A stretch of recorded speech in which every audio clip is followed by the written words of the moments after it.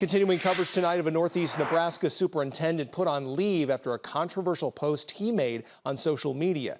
Darren Arlt, the superintendent of the Plainview Public Schools, posted this initial critique of the state of girls wrestling in Nebraska. It was back on January 29th. It included a statement criticizing, quote, blowing up the boys' state tournament, end quote, so girls' weight classes can be included.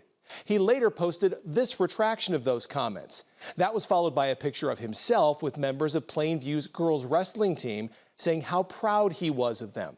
Tonight, the Plainview School Board voted 5-1 on a disciplinary action for Arlt. It says that Arlt will continue to work remotely without pay until March 6th. He can't attend any Plainview High School or NSAA activities for the remainder of his remote work.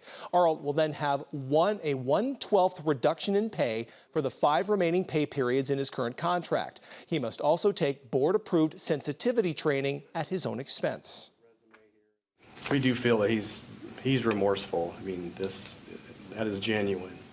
The comments were unfortunate, they were unnecessary on in such a public forum. He recognizes the negative attention that has been brought onto the district.